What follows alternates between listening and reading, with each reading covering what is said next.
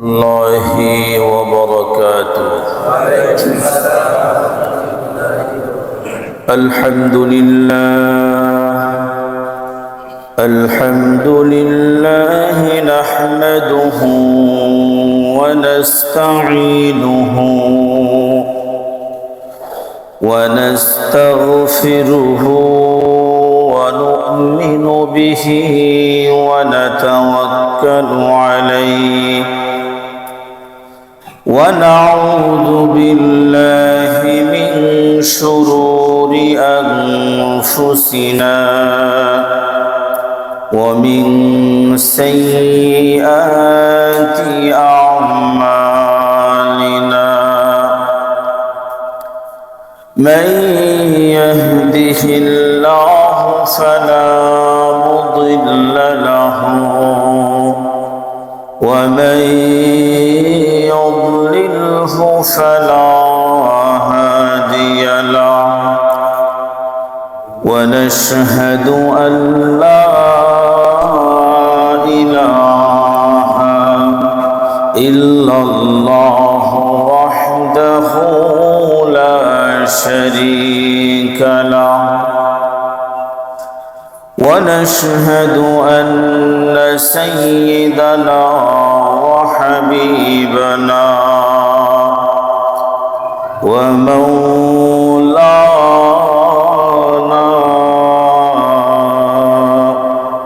محمدا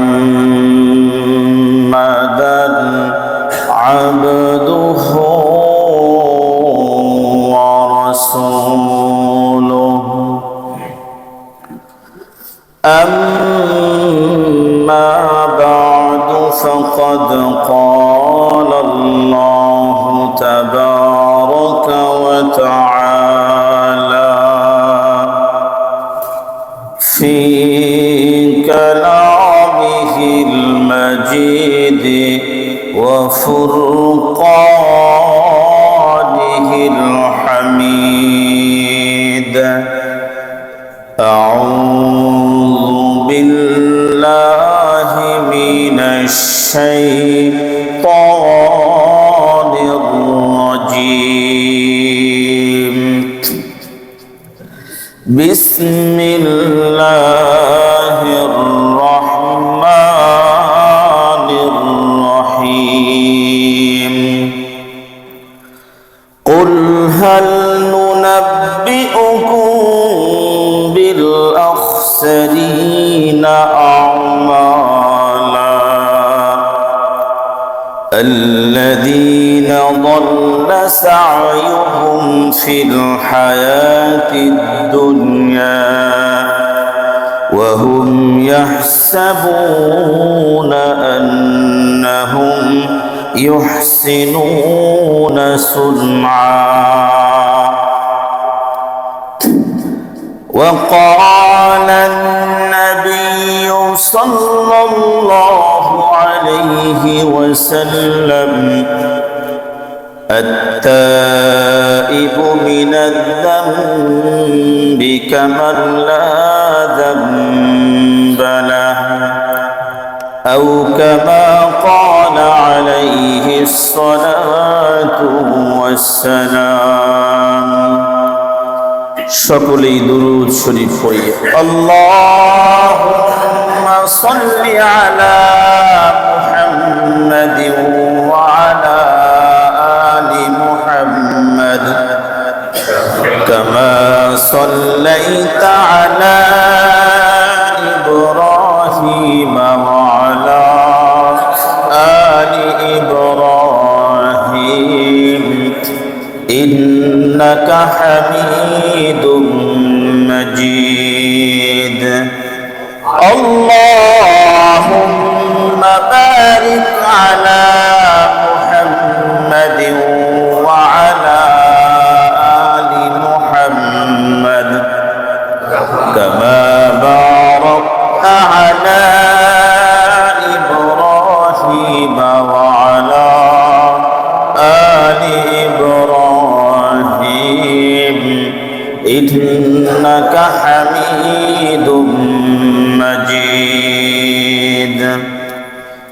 আলহামদুলিল্লাহ সুম্মা আলহামদুলিল্লাহ। আল্লাহ পাকের দরবারে অসংখ্য অগণিত শুকর এবং সুজুদ যে আল্লাহ রব্বুল আলামিন আমাদেরকে জুমার সালাত আদায় করার জন্য তার ঘর মসজিদে এসে বসার তৌফিক দান করেছেন। এজন্য শুকরিয়া আদায় করি আলহামদুলিল্লাহ। হেদায়েতের মালিক কে? আল্লাহ। আল্লাহ পাক যাকে হেদায়েত দান করবেন ওই ব্যক্তি হেদায়েত প্রাপ্ত হবে। দুনিয়ার সমস্ত মানুষ চেষ্টা করেও একজনকে হেদায়েত দিতে পারবে না আল্লাহ পাক যদি হেদায়েত না দেন।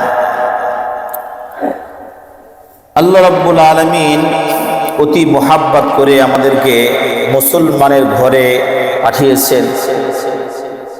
জন্মসূত্রে আমরা মুসলমান, বোঝার পর থেকেই ঈমানের উপরে আমরা আছি। বাকি শয়তান আমাদের এই ঈমানকে ভেঙে ফেলার জন্য চেষ্টা করে। আল্লাহ পাক এই নিয়ামত দান করছেন, কিন্তু শয়তান এই নিয়ামতকে ধ্বংস করার চেষ্টা করে। এই ঈমানকে নষ্ট করার জন্য শয়তান বিভিন্নভাবে আক্রমণ করে, সুরত চেঞ্জ করে। একভাবে না পারলে আর একভাবে চেষ্টা করে, ওইভাবে না পারলে অন্য ভিন্ন কোনো ভাবে চেষ্টা করে যে ঈমান কিভাবে নষ্ট করা যায়। কারণ জনাবে মুহাম্মদুর রাসূলুল্লাহ সাল্লাল্লাহু আলাইহি ওয়াসাল্লামের ঘোষণা, লা ইয়াদখুলুল জান্নাতা ইল্লা মুমিন, কোন মানুষ জান্নাতে প্রবেশ করতে পারবে না ঈমান ছাড়া। আল্লাহ পাকের জান্নাতে প্রবেশ করতে চাইলে ঈমান নিয়ে আপনার মরতে হবে, ঈমান নিয়েই আপনার মরতে হবে। আল্লাহ রাব্বুল আলামিন কালামে পাকের মধ্যেও ঘোষণা করেন, ইয়া আইয়ুহাল্লাযীনা আমানু তাকুল্লাহা হাক্কা তুকাতিহি ওয়া লা তামুতুন্না ইল্লা ওয়া আনতুম মুসলিমুন। তুমি মুসলমান না হইয়া কি মারা যাও না। আল্লাহরে ভয় করো, আল্লাহকে ভয় করার মতো ভয় করো। আর এই দুনিয়াতে আজীবন টিকে থাকতে পারবা না, কিয়ামত পর্যন্ত তুমি থাকতে পারবা না। তোমার হায়াতের একটা লিমিট দেওয়া আছে, লিমিট যখন শেষ অটোমেটিক মালাকুল মউত তোমার সামনে হাজির হয়ে যাবে।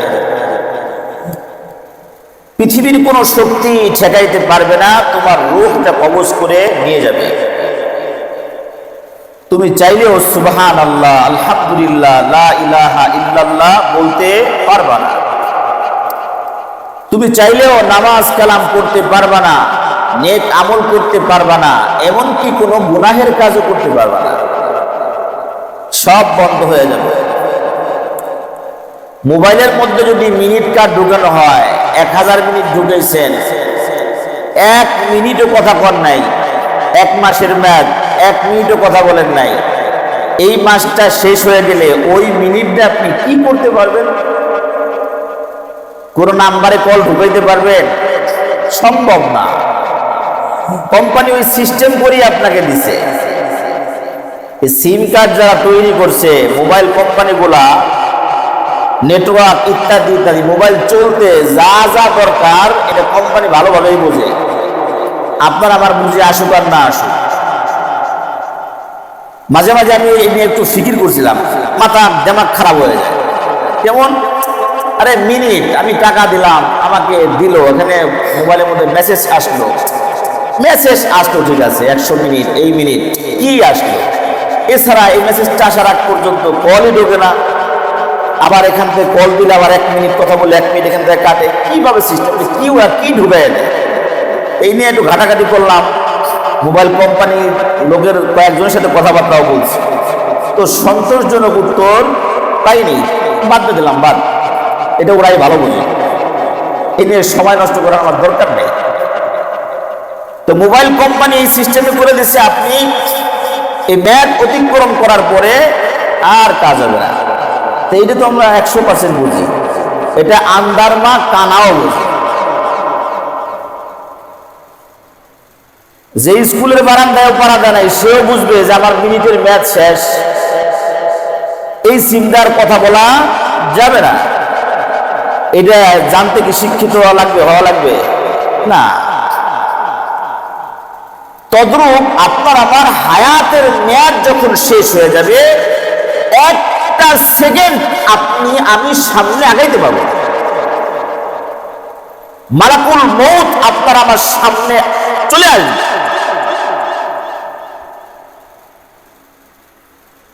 সুযোগ নাই। আর এই সময়টার মধ্যে বালেগা হওয়ার পর থেকেই শয়তান উঠে পড়ে লাগে কিভাবে এর ঈমানকে নষ্ট করা যায়, ধ্বংস করা যায়।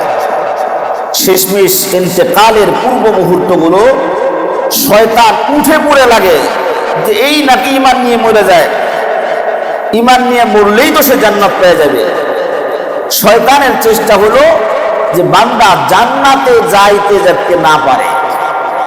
আর আল্লাহ পাকের ওয়াদা হলো শয়তান গুনার কাজ করায়া ও জাহান্নামের পথে নিয়ে যাবে। আমার বান্দা ভুল বুঝতে পেরে তওবা করার সাথে সাথে আমি তওবা করব, আমি আমার বান্দাকে মাফ করে দিই।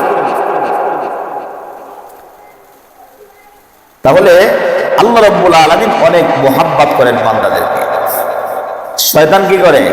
এটা হলো সাময়িক মোহাব্বত, সাময়িক মজা। দেখবেন গুনার কাজের মধ্যে খুব মজা, এটা হলো সাময়িক মজা, অল্প সময়ের মধ্যে মজা, কিন্তু এর ক্ষতি দীর্ঘস্থায়ী।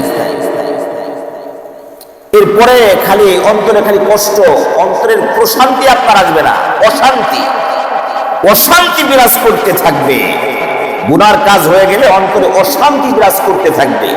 গুনাহ ছেড়ে দিলে অন্তরে আল্লাহ রাব্বুল আলামিন প্রশান্তি দান করবে।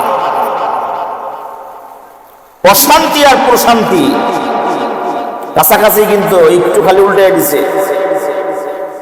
অশান্তি আর প্রশান্তি, দিলের সুকুন পয়দা হবে। এজন্য গুনাহ মুক্ত থাকার চেষ্টা করা। শয়তান চেষ্টা করবে এগুলো থেকে কি করা, ছড়াই নেওয়ার জন্য। তো এই গুনাহ থেকে বাঁচার জন্য একটা সুরত আছে, কয়েকটা সুরতই আছে। উলামায়ে কেরামের সোহবতে থাকা, নেক ব্যক্তিদের সাথে উঠা বসা করা, ভালো ব্যক্তিদের সাথে উঠা বসা করা, বুজুর্গ আল্লাহর ওলিদের খেদমতে থাকা, মসজিদ মাদ্রাসার খেদমতে থাকা, তাহলে শয়তান একটু চান্স কম পাবে। মাদ্রাসার মধ্যে ছোট ছোট বাচ্চারা যখন পড়ে, এদের নামাজ কালাম যদি আপনি দেখেন, আমাদের মাদ্রাসায় যারা বক্তব্যে পড়ে ওই 5, 6, 7, 8 বছর বয়স, হুজুরে নামাজে দাঁড়াইছে, এদিক দিয়ে তারা এইভাবে একটারে মারে, এভাবে আর একটারে মারে, সামনে ধাক্কা দেয়, পাঞ্জাবি ধরে টান মারে, পিরিক অবস্থা। আবার নামাজে দাঁড়ায় আছি, আমিও মাঝে মাঝে নামাজ পড়ি সেখানে। আবার আর একজনে বলে খবরদার দুষ্টিমি করো না, বড় হুজুর আছে। বুঝতে পারছেন? একজনের পরামর্শ দেয়, কথাবার্তা বলো না, বড় হুজুর আছে। এটা দুষ্টিমি করে আর কি। ছোট ছোট বাচ্চা, এখন নামাজ তো ফরজ হয় না। আমরাও মাঝে মাঝে ধবক সংলাপ দিই, নামাজ এখন কি হয় নাই, ফরজ হয় নাই। এদের গুনার খাতা খোলা হয় নাই। এই যে এই বাচ্চারাই আস্তে আস্তে লেখাপড়া কি হবে, ইমাম হবে। এই বাচ্চারাই আল্লাহ পাক কবুল করলে খতিব হবে। এই বক্তারে আস্তে আস্তে আল্লাহ মুহাম্মদ শফির মতো হবে, আজহারির মতো হবে, হাফিজুর রহমানের মতো হবে, বড় বড় বুজুর্গদের মতো হবে আর কি। নাম বলে আবার কোন বিপদে বলি যে হুজুর আমাকে বলেন, লোকের নাম বলো না, মহা মুশকিল। তো বড় বড় বুজুর্গ এরা হবে ইনশাআল্লাহ, আল্লাহ পাক কবুল করে। এখন এই হালত, ওযু করতে যায় গোসল করে চলে আসে। ওযু করতে যায় কি করে, গোসল করতে চলে আসে। পানি অপচয়, মানে এক বদনা পানি হলে তার ওযু করা হয়ে যায়, সে ওযুর জন্য পানি খরচ করে প্রায় 8-10 বদনা। এই ব্যক্তি এখন তো বুঝে না, গুনাহ খাতা খুলে নাই। এ যখন খতিব হবে, এ বলবে অপচয় করা হারাম, অপচয় করা শয়তানের ভাই, করা যাবে না। তাই ঠিক কিনা? যখন বুঝবে তখন আর কি করবে না। অবুঝে এখন মাদ্রাসায় ভর্তি হয়ে আস্তে আস্তে আস্তে আস্তে বুঝদার হয়, এরা দ্বীনের পথে আছে। আমরা যারা এখনো উলামায়ে কিরামের সোহবতে যাইতে পারি নাই, মাদ্রাসায় পড়তে পারি নাই, নামাজটা এখনো শুদ্ধ হয় নাই, কোরআন তেলাওয়াত শুদ্ধ হয় নাই, এমনকি কালিমায়ে তয়্যিবাটাও কি আমাদের অনেকের শুদ্ধ নাই, সূরা ফাতিহাটাও শুদ্ধ নাই। কি করা উচিত? নামাজ ভঙ্গের কারণ 19টির মধ্যে 1 নম্বর হচ্ছে নামাজে অশুদ্ধ পড়া, নামাজের মধ্যে কথা বলা। নামাজে অশুদ্ধ পড়ে নামাজ হবে না, অজু ছাড়া আমার নামাজ হবে না। অজু হবে না যতক্ষণ পর্যন্ত তহরাত, আমি যদি অপবিত্র অবস্থায় অজু করলে হবে? গোসল ফরজ হয়ে গেছে, অজু করলে হবে? গোসলই করা লাগবে। এগুলো আপনি এখনো অনেকেই আমরা কি জানি না। এই ছোট ছোট বাচ্চারা আস্তে আস্তে শিখতেছে, এখন শিখতেছে। আমরা যখন এখনো ওই লাইনে আমরা যাইতে পারি নাই, আমাদের এখন কি করণীয়? কোরআনুল কারীম শুদ্ধ করার চেষ্টা আমার কি করতে হবে? কিভাবে আমি শুদ্ধ করব? কিভাবে ওযুর মাসালা শিখব? গোসল ফরজ হয়ে গেছে, গোসলের ফরজ কিভাবে শিখব? আমার জানা মতে, আমার খুব কাছের একজন ব্যক্তি, তার 3টা বাচ্চা, এই 6, 9, 12 এরকম আর কি। তোরে আমি জিজ্ঞাসা করলাম, কথা বলতে বলতে, দিনের কথা বলতে বলতে, যে গোসল ফরজ, গোসলের কয় ফরজ জিজ্ঞাসা করলাম, সে গোসলের ফরজ জানেই না। গোসল যে ফরজ হয় এটাও তার খবর নাই। তার 3টা বাচ্চা হয়ে গেছে, চলছে জিন্দেগি চলছে। আল্লাহ মাফ করেন। এরকম হালত তো আমাদের অনেকেই হয়। তাবলীগের এক মুরব্বী বলতেছেন যে যখন গোসল ফরজ হয়েছে তখন গোসল যে ফরজ হয় এটা জানতাম না। গোসল করা লাগে, ফরজ গোসল করা লাগে কি জানতাম না। আর যখন এই মাসআলা শিখছি তখন আর গোসল ফরজ হয় না। মানে বয়স শেষের দিকে যে মাসআলা শিখছে, বুঝেন নাই?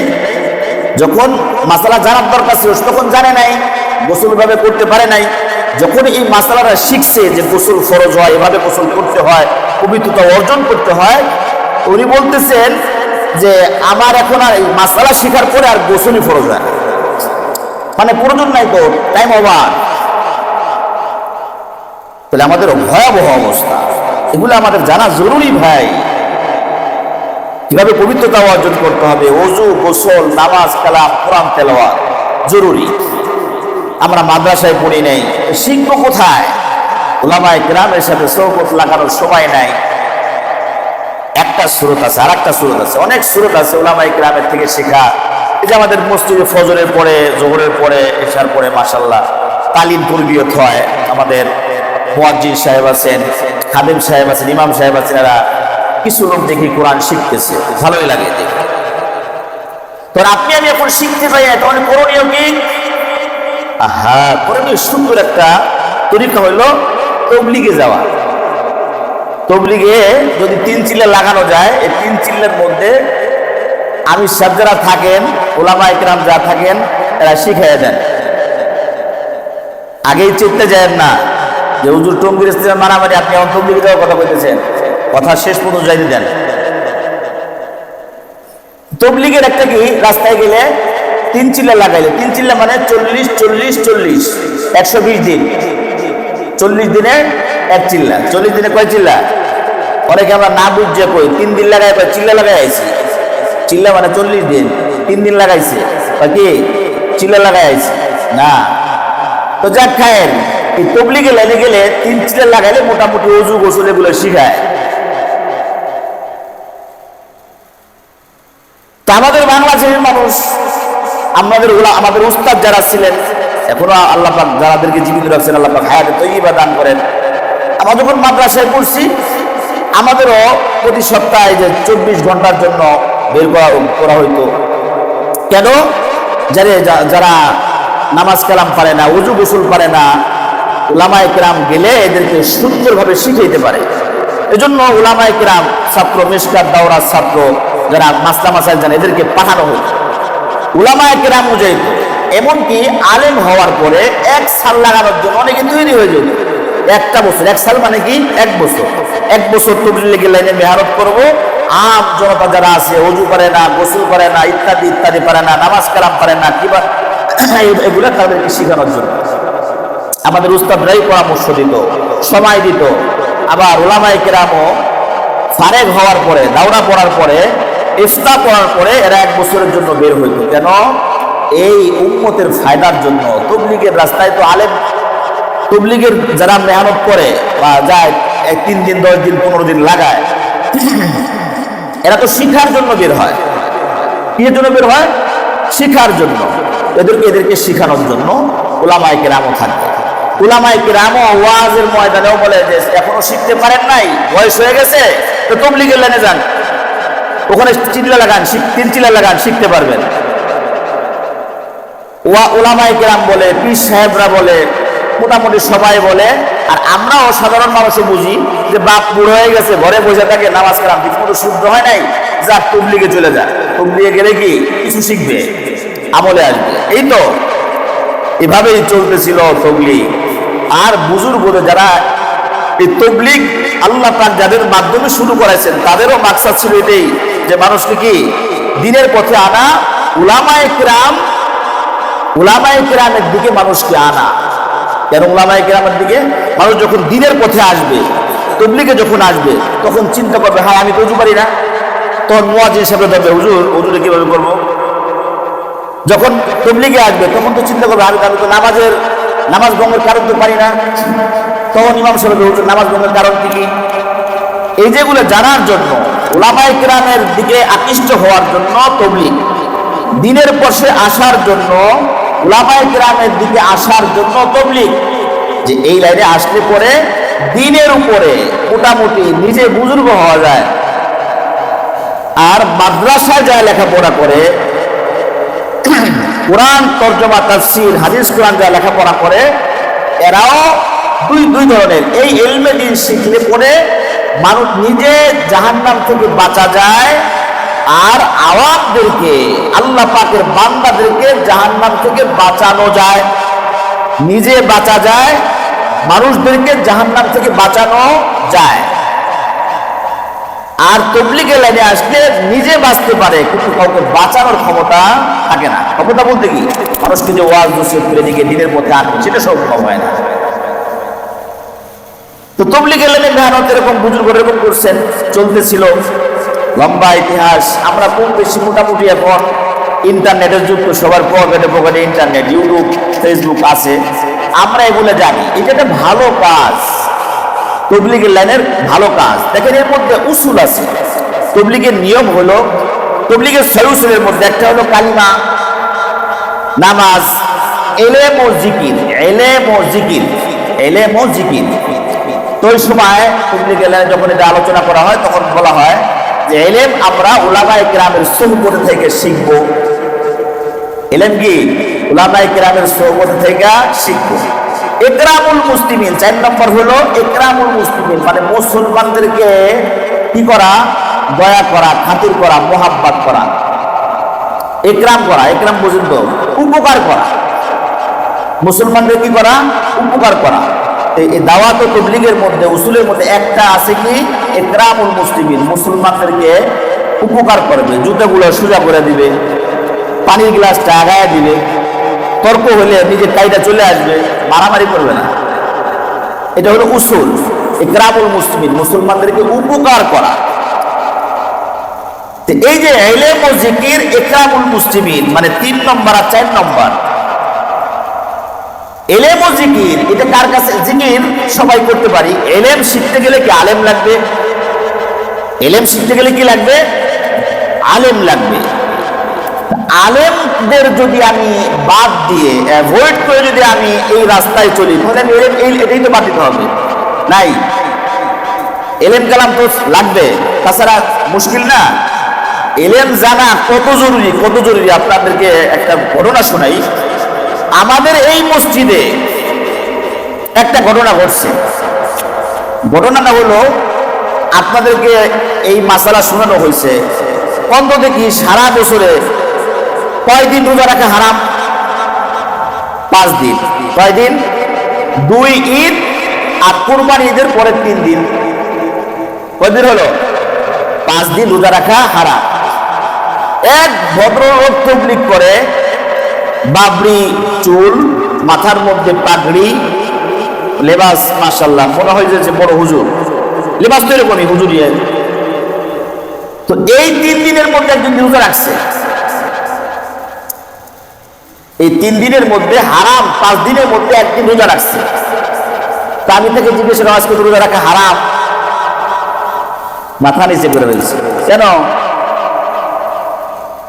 এলেম ছাড়া চলো, উলামায়ে কিরাম ছাড়া চলো, আমল করতে গেলে জানতে হবে তো আগে। আপনি যদি না জানেন কিভাবে আপনি আমল করবেন? জানবেন না। আর যদি সে শিখানোর বিষয় হয় তো অবশ্যই আপনার আগে শিখতে হবে। এলেম এই জন্য জরুরি। এলেম এদের সিস্টেম হলো উলামায়ে কিরামের সোহবতে থেকে এলেম শেখা, উলামায়ে কিরামের থেকে জিজ্ঞাসা করা, এলেম নেওয়া। যে কোনো মাসলা মাসাইল এগুলো কাদের থেকে নিব? উলামায়ে কিরামের থেকে নিব। এটা কাদের উসুল? তাবলীগের উসুল। ইকরামুল মুসলিমিন, মানুষকে পিঠে হাত বুলাবো, মানুষকে গালি দিব না, ধাক্কা দিব না, মায়ের পিঠ প্রশ্নই আসে না। ইকরাম খালি করে যাব। তাবলীগ কি? ইকরাম করে যাব। নিজে মাথা নত করব, মাথা উঁচু করব না। এই যে এই নিয়মগুলা যতদিন পর্যন্ত এই 6 উসুলের উপরে তাবলীগ ছিল, ততদিন পর্যন্ত কোনো দাঙ্গা হাঙ্গামা চলে নাই, মারামারি কাটাকাটিও চলে নাই। যখন এর মধ্যে ঝামেলা চলে আসলো, তখন এই যে পুরা দুনিয়ার মধ্যে ঝামেলা। এরকম, আরে ভাই, ভুল তো মানুষেরই হয়, তাই তো? ভুল কি হয়? মানুষেরই হয়। মানুষের ভুল হবে, ভুল থেকে মানুষ শিক্ষা গ্রহণ করবে। যদি শরীয়তের মধ্যে হয় সেগুলো তওবা করে ফিরে আসবে। আমাদের চরমোনার বিশ্বাস হুজুর একটা কি জানি কথা বলছিলেন, বাংলাদেশের বড় বড় আলেমরা বলছে আপনার এভাবে বলা ঠিক হয় না। তিনি আবার ঠিক আছে, আমার একটা ভুল হয়েছে, আমি রুজু করে নিলাম, খালাস। এই মিম্বরে আলোচনা করি, আমারও তো একটা মাসআলা বলতে ভুল হতে পারে, আমি তো মানুষ ভাই। যদি কোনো আলেম থাকে অথবা কোনো ব্যক্তি যদি বলে হুজুর আপনার এই মাসআলাটা মনে হয় একটু ভুল হয়েছে, আমি এর পরের জমায় অবশ্যই আমি প্রথমেই সবার কাছে, প্রথমে আল্লাহর কাছে ক্ষমা চাবো, এরপরে আমি সবার কাছে ক্ষমা চাবো যে আমার ভুল হয়ে গেছে। এর দ্বারাই কি আমার মানহানি হবে? না, বরং চরম মর্যাদা বাড়বে। আর আমি এর উপরে অটল থাকলে ঝামেলা। ভুল হতে পারে, উচিত হলো ভুল হলে সংশোধন করে নেওয়া। এই তাবলীগ জামাতের মধ্যে বর্তমানে যে আমির সাহেব দাবিদার মাওলানা সাদ কান্দৌলভী নিজামুদ্দিনের,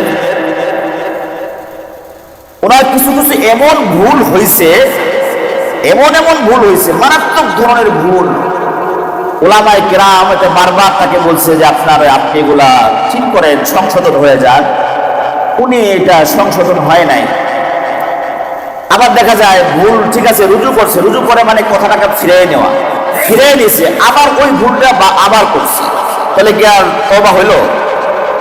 একটা ভুল বারবার, আপনি এখন বললাম যে আপনি এই কাজটা করলে গুনাহ হয়ে গেছে, তওবা করেন, আপনি তওবা করেন, আবার করলেন। আবার বললাম ভাই তওবা করেন, আবার এই কাজটা করলেন, তওবা হবে? তওবা হবে। তো উলামায়ে কিরাম যারা আছেন, দাউলুম দেওবন্দ, সবাই সমস্ত উলামায়ে কিরামদেরকে বলা হয়েছে যে আপনি এগুলা ঠিক করতেছেন না, এগুলা ঠিক করেন। তো উনি ঠিক করতেছেন না। ওই থেকে হলো দ্বন্দ্বটা, যে উলামায়ে কিরাম হলো শরঈ কোনো বিষয়গুলো আপনাকে বলে দিবে, আপনি জানেন না যে এই কাজ করলে আপনার ঈমান চলে যেতেছে। উলামায়ে কিরামের দায়িত্ব আপনাকে এই কাজটা জানাই দেওয়া, এই কাজগুলো করেন এভাবে। আপনি যদি এখন আগুনের মধ্যে লাভ দেন, ঠেকাবে কেনা? আপনি জানার পর আপনার মানা উচিত। ভুল ধরাই দিচ্ছে, আপনার সংশোধন হওয়া উচিত। যেরকম ভুল, কেমন ভুল? মারাত্মক ভুল যে বললাম, মারাত্মক কেমন ধরনের ভুল কয়েকটা বলি। 1 নম্বর হলো, মানে আমি যে কয়েকটা বলবো এর মধ্যে 1 নম্বর আছে, হেদায়েত কার হাতে? আল্লাহর হাতে। হেদায়েত কার হাতে? আরে আপনারা তো জানেন, দেখা যায় হেদায়েত আল্লাহর হাতে। সাদ কান্দৌলভী সাহেব বলছেন হেদায়েত যদি আল্লাহর হাতে থাকতো তাহলে এত নবী পাঠানোর কি প্রয়োজন? নাউযুবিল্লাহি মিন যালিক। হেদায়েত যদি আল্লাহ পাকের হাতে থাকতো তাহলে এত নবী পাথরের কি প্রয়োজন? মানে আল্লাহ পাক হেদায়েতটা নবীর হাতে দিয়ে দিয়েছেন। যদি তাই হতো, আবু তালেবের মতো মুহাব্বত নবী আলাইহিস সালামকে কেউ করতে পারেন নাই, পারছেন? আরে নিজের জীবন পর্যন্ত দিয়ে দেওয়ার জন্য প্রস্তুত ছিলেন। সাহাবে আবু তালেবের মধ্যে যখন নবী আলাইহিস সালাম এই কারাগারের মধ্যে বন্দী, সাথে আম্মাজান খাদিজাতুল কুবরা রাদিয়াল্লাহু তাআলা আনহা আবু তালেব সহ ওখানে আছেন। আবু তালেব রাতের অন্ধকারে নবী আলাইহিস সালামের কাছে আইছে, বাপজান, ভাতিজা, তুমি আমার বিছানায় যায় ঘুমাও, আমি তোমার বিছানায় ঘুমাই। কারণ কাফের মুশরিকরা, তোমার শত্রুরা তুমি যেখানে শোও তো জানে এখানে আক্রমণ করতে পারে, তুমি আমার বিছানায় শোও, আমি তোমারটাই শোই, বললে আমি মরি, তুমি বেঁচে যাও। আবু তালেব কেমন মোহাব্বত করছেন? এই আবু তালেব ইন্তেকালের পূর্ব মুহূর্ত বড় বড় কাফেররা উপস্থিত, নবী আলাইহিস সালাম করে চিন্তা করে বলতেছেন, আহা, আমার চাচা যদি বলতো লা ইলাহা ইল্লাল্লাহ, লা ইলাহা ইল্লাল্লাহ, আমি আমার চাচার জন্য কাল কিয়ামতের ময়দানে সুপারিশ করতাম, সুপারিশ করে আমার চাচাকে জান্নাত দিয়ে যেতাম। নবী আলাইহিস সালাম বলতেছেন, চাচা যান, খালি বলেন লা ইলাহা ইল্লাল্লাহ। আবু জাহেল উতবা সাহেবেরা বলতেছে, আহা, বাপ দাদার ধর্মে চুনকালি মাইখা মুহাম্মাদের ধর্ম গ্রহণ করে মারা যাইবা। আবু তালেব আর ঈমান আনতে পারল না। আল্লাহ রাব্বুল আলামিন আয়াতে কারিমা নাযিল করলেন, ইন্নাকা লা তাহদি মান আহবাবতা ওয়ালাকিন্নাল্লাহা ইয়াহদি মান ইয়াশা। আল্লাহ পাক আয়াত নাযিল করেছেন, আমার হাবিব, আপনি যারা মুহাব্বত করেন, মুহাব্বত করতে পারেন, হেদায়েত দিতে পারবেন না, হেদায়েতের মালিক আমি রব। বুঝতে পারছেন? হেদায়েতের মালিক কে? তুই যদি বলে হেদায়েত আল্লাহর হাতে নাই, তাহলে কি ঠিক আছে না ভুল? ওই দলে থাকবো, সাপোর্ট করবো? খবরদার, কিয়ামত পর্যন্ত একটা দল থাকবে হকের উপরে। এখন আবার ভাইবেন নাউজুবিল্লাহ, আপনারাই কি হক দল? না, আরো হক দল আছে, সব মিলে এক দল। কিন্তু কুফরি আকীদা, ঈমান চলে যায়, ঈমান বিদ্বেষী, এগুলো আল্লাহ আপনাকে ছাড় দিবেন না। আপনারা আজকে মসজিদের মধ্যে কয়জন, আরেকটা বলি, দুই নম্বরটা, কোরআন শরীফ নবী আলাইহিস সালামের হাদিস, তিরমিজি শরীফের হাদিস 2910 নম্বর হাদিস, 2910 হাদিসের কিতাব তিরমিজি শরীফ। নবী আলাইহিস সালাম বলেন, মান ক্বারা হারফান মিন কিতাবিল্লাহি ফালাহু বিহি হাসানাহ ওয়াল হাসানাতু বিআশরি আমসালিহা লা ইয়াকুলু আলিফ লাম মিম হারফুন ওয়ালাকিন আলিফুন হারফুন ওয়া লামুন হারফুন ওয়া মিমুন হারফুন। নবী আলাইহিস সালাম ইরশাদ করেন যে কুরআনুল কারীম থেকে কোন একটা অক্ষর করলে 10টা করে নেকি হয়, বুঝা পড়ুক আর না বুঝা পড়ুক। আর সুবহানাল্লাহ কইবেন না? কোরআন শরীফ বুঝা পড়ুক আর না বুঝা পড়ুক, পড়ে নাকি? একটা হরফ করলে পড়ে নাকি? 10টা নাকি? বুঝা পড়ুক আর না বুঝা পড়ুক। মাওলানা সাদ কামরুল সাহেব বলতেছেন যে না বুঝা পড়লে ওয়াজিব তরকের গুনাহ হবে, না বুঝে পড়লে গুনাহ হবে, ওয়াজিব তরক করার গুনাহ হবে। তাহলে আমার আজকে এই মুসল্লির মধ্যে কয়জন কোরআন শরীফ বুঝে পড়তে পারে? পাওয়া যাবে খুঁজা? আল্লাহ খুব কম, মাফ করেন। নবী আলাইহিস সালামের হাদিস, ইয়াসসিরু ওয়া লা তুআসসিরু,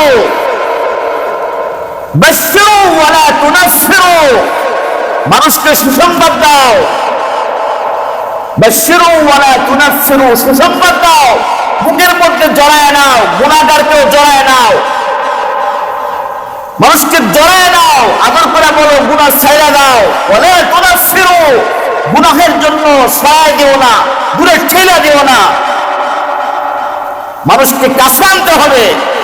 ইয়াসসিরু ওয়ালা তুআসসিরু, মানুষকে সহজ করো প্রত্যেকটা জিনিস, ওয়ালা তুআসসিরু, কঠিন করো না।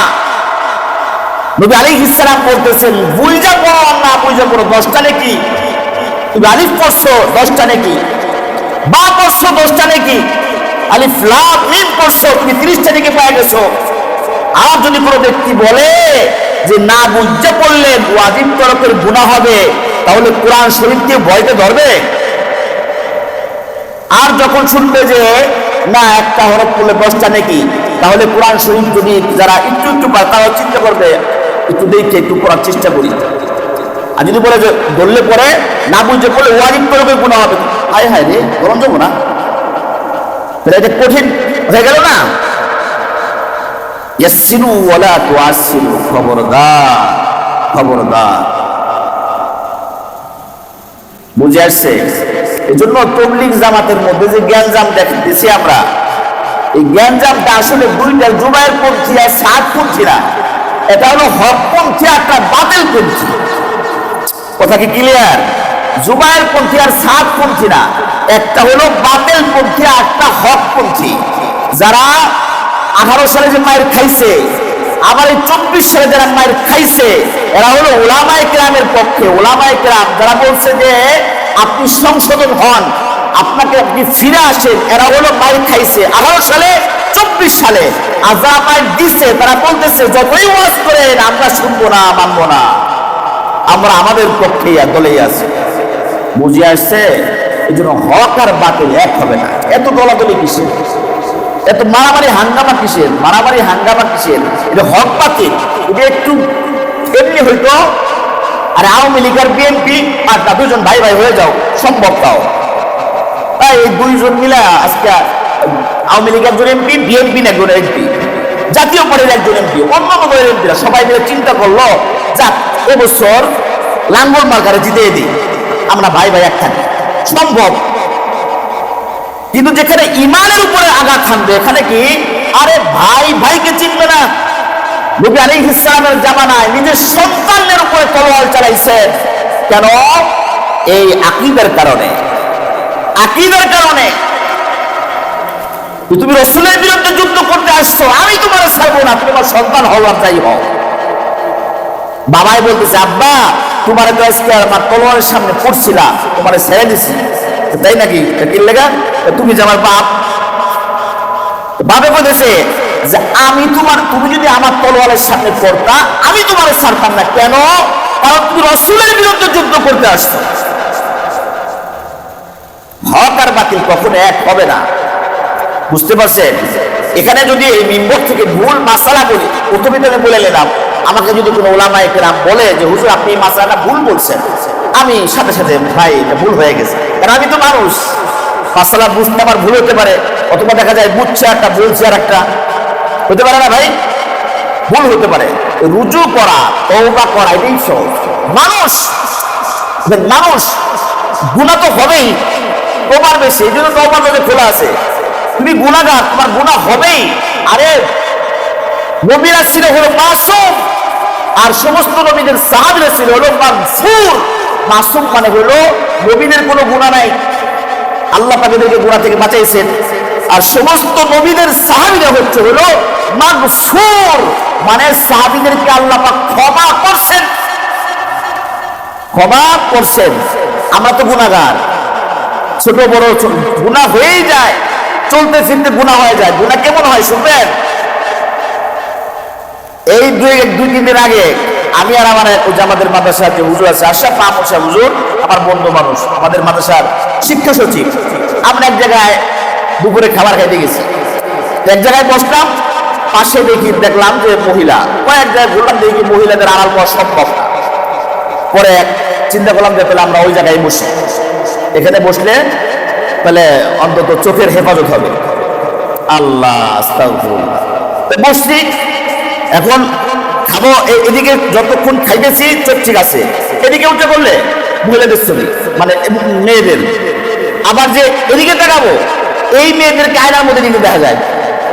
মুশকিল না চলতে দেখি, মানে এই পাশে তো মহিলারা, আমরা চিন্তা করছি এক সাইডে আমরা যাই, এদিক তাকাবো না ওদিক তাকায় খাবো, খাইতে খাইতে এদিকে আর কতক্ষণ তাকাই থাকবো, এদিকে চিন্তা করে এদিকে না তাকাইতে পারলাম, এদিকে তাকাই, এদিকে তাকাইছি আয়নার মধ্যে সব দেখা যাচ্ছে। গুনাহ থেকে বাঁচা মুশকিল। তা গুনাহ কম বেশি ছোট বড় কি হয়েই যায়। এই জন্য তো আল্লাহ পাক তওবার দরজা খোলা রাখছেন, বান্দা তোমার গুনাহ হবে, শয়তান তোমারে গুনাহ করবে, তুমি ভুল বুঝতে পেরে আমি রবের কাছে তওবার জন্য হাত বাড়ানো, আমি তোমার হাতকে খপ করে ধরে ফেলব। মানুষ তোমার ভুল হতেই পারে, মৃত্যু পর্যন্ত শয়তান ওয়াসওয়াসা দিবে গোমরাহ করার জন্য, জাহান্নামে নেওয়ার জন্য মানুষকে কি শয়তান চেষ্টা করবে। কিছু কিছু মানুষ মনে করে আমার এইটা মনে হয় সব থেকে আল্লাহ পাকের পছন্দনীয় আমল, যেরকম নাকি ইহুদিরা সারা মনে করে। তারা মনে করে একমাত্র আমরাই আল্লাহ পাকের সঠিক বান্দা, বাকি সব জাহান্নামী, জান্নাত একমাত্র আমাদের লেগেই বানাইছে। আর আমরা মুসলমান দাবিদার অনেকে আছি, মনে করি এই কাজটা করলে পরে মনে হয় গুনাহ, মানে আমার সব হচ্ছে। টঙ্গীর ময়দানে উলামায়ে কেরামের উপরে লাঠিচার্জ করে পিটাইয়া আইসা কয় আলহামদুলিল্লাহ আমি তো ডেরে মারতে পারছি। নাউজুবিল্লাহি মিন যালিক। এ কেমন তাবলীগ ছিল? বলে ইকরামুল মুসলিমিন, উপকার করা, নিজে না খাওয়ানো, তাই তো? ইলম কালাম উলামায়ে কেরামের কাছ থেকে শেখা, এদেরকে সম্মান ইজ্জত করা, এর থেকে ফায়দা হাসিল করা। আর উল্টা হয়ে গেছে, উল্টা চলতে গেলে কতদিন পর্যন্ত এই তাবলীগ ঠিক থাকবে? আস্তে আস্তে এটা একেবারে জাহান্নামের পর্যায়ে চলে যায়। আল্লাহ পাক মাফ করে। আর এখনো তওবা করার সুযোগ আছে।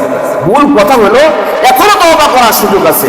এখনো যদি মাওলানা সাদ কান্দুলি সাহেব যদি নাউলুম দেওবন্দি এসে বলে যে হ্যাঁ আমার যা করছি ভুল হয়েছে, ঠিক আছে, পুরা দুনিয়া ঠান্ডা হয়ে যাবে, পুরা দুনিয়া ঠান্ডা। এই সমস্ত যা কিছু হচ্ছে এটার যে তার কাছে খবর যায় না। আরে বুঝলাম যে কোনো সমস্যা নাই, বুঝলাম, এটা ধরে নিলাম। তারপরে তো আমার জন্য এই দেশের মধ্যে এত ফাসাদ, বিশ্বের মধ্যে এত ঝামেলা, মানুষ মেরে ফেলাইতেছে, রাতের অন্ধকারে কোনো তিনটে বাজে ঘুমন্ত মানুষের উপরে মানে ছুরি দিয়ে কোপ দেওয়া, ইত্যাদি ভাবে জুলুম করা, মানুষকে মারধর করা, এগুলো কি সম্মান যায় না যে আমার কারণে এগুলো হচ্ছে? ঠিক আছে, আমি তওবা করি, তাও তো না। তো কোন দিকে যাচ্ছে? আল্লাহ পাক আমাদেরকে মাফ করেন। এজন্য তাবলীগ জামাত হলো মূল, কিন্তু একটা আছে এর মধ্যে। এখন হলো ওই যে ভারতের সাদ কান্দুলি সাহেব, উনাকে উলামায়ে কেরাম, বিশ্বের বড় বড় উলামায়ে কেরামরা এদেরকে বোঝানোর চেষ্টা করছেন, দাওয়াত বোঝানোর চেষ্টা করছেন। এখনো যদি উনি বলে যে আমি ঠিক আছে, উলামায়ে কেরামকে বলে যে আমি ঠিক আছে, যা ভুল করছেন ঠিক আছে, আমি আর এগুলো করবো না, সারা দুনিয়া ঠান্ডা, কিন্তু এখনো যদি না করে চলতেছে। এই জন্য এদের থেকে এই যে মানে আস্তে আস্তে এই পর্যায়ে চলে আসছে, এখন সন্ত্রাসী হয়ে গেছে। আগে ছিল ইকরামুল মুসলিমিন, মুসলমানদেরকে গলার মধ্যে এনে নিজে না খায় খাওয়ানো। এখন হলো মানে উলামায়ে কেরামের গলার মধ্যে অস্ত্র ধরা, লাঠিচার্জ করা, সাধারণ মুসলমানের উপরে আঘাত করা। নিরাপত্ত না। এখানে তাবলীগ আসবে, ওই জামা যদি এখানে আসে, নামাজে দাঁড়ানো অবস্থা করে ইমাম সাহেবের লাঠিতে মাথা ফালাইতে পারে, এখানে একটা দাঙ্গা হাঙ্গামা করতে পারে। এই জন্য এই সন্ত্রাসী গ্রুপদেরকে আমাদের এই মসজিদে, মোতাওয়াল্লির সাথে আমি ইমাম সাহেব কথা বলছি, আমিও কথা বলবো, যে আমাদের এই মসজিদের মধ্যে ওই 7 গ্রুপকে ঢোকা নিষেধ করে দিচ্ছে। ওই গ্রুপ আর এই এলাকায় ঢুকতে পারবে না। এটা ওই সন্ত্রাসী হয়ে গেছে। যতক্ষণ পর্যন্ত তওবা করে ফিরে না আসবে, ততক্ষণ পর্যন্ত এদের সাথে কোনো আপোষ নাই। আমরা চাই তোমরা জাহান্নামী হয়ে না, আমরা চাই তোমরা গোমরাহ হয়ে না, আমরা চাই তোমরা তওবা করে ফিরে আসো, জান্নাতের দিকে আসো। যতক্ষণ পর্যন্ত তওবা না করবা, ওদিকে ফিরে না আসবা, ততদিন পর্যন্ত তোমাদের সাথে কোনো আমাদের আপোষ নাই। আল্লাহ পাক আমাদের বুঝবার তৌফিক দান করেন। সকলে বলে আমিন। ওয়া আখিরু দাওয়ানা আলহামদুলিল্লাহি রাব্বিল আলামিন।